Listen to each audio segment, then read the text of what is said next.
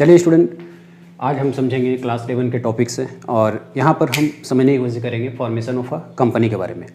तो formation of a company में देखिए जनरली बात की जाती है कंपनी के बारे में, खासकर जैसे joint stock company, joint venture company हो गए।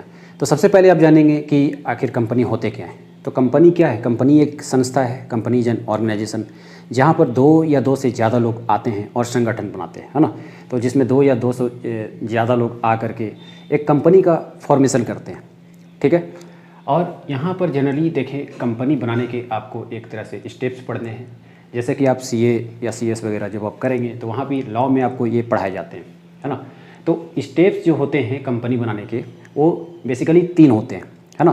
अब आप देखें तो यहाँ पर सबसे पहला स्टेप्स क्या है? Promotion of a company. तो सबसे पहले देखिए कंपनी बनाने के लिए कंपनी को क्या करना होता है? प्रमोट करना होता है ना। क्योंकि जब तक आप प्रमोट नहीं करेंगे तो कंपनी आपका नहीं चलेगा, क्योंकि मेन पर्पस या मेन मकसद कंपनी बनाने का आपका कुछ ना कुछ होना चाहिए।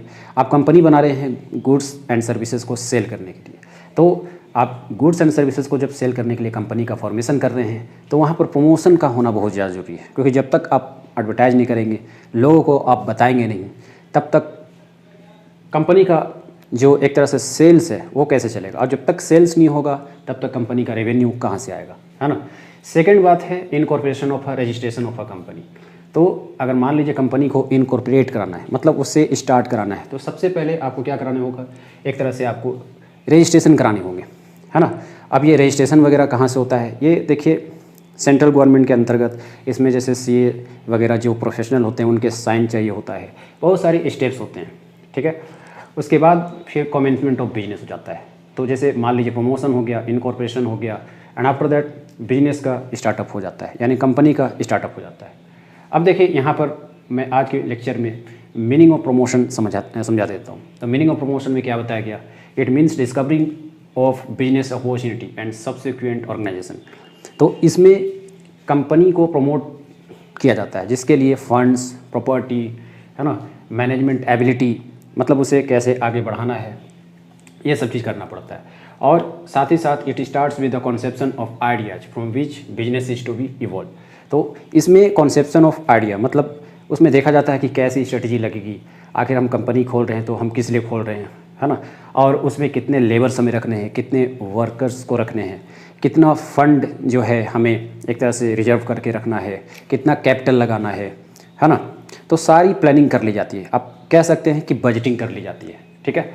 अब देखिए प्रमोशन और प्रोमोटर में क्या अंतर है? प्रमोशन और प्रोमोटर, तो प्रमोशन में क्या है? It involves the discovery of business idea, its investigation and assembling necessary steps to set up the business.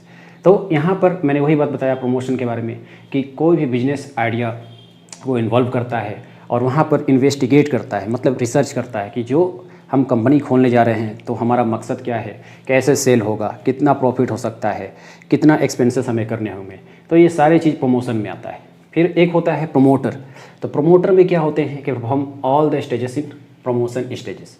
तो प्रमोटर ही एंड सी नाम का कोई बंदा होगा और वो क्या करेगा? वो फुल्ली कैपेसिटी लगाएगा, है ना, कंपनी को एक तरह से इस्टेब्लिश करने के लिए। He only brings the business enterprise. तो वही वो बंदा होगा जो बिजनेस को एक तरह से स्टार्टअप करेगा।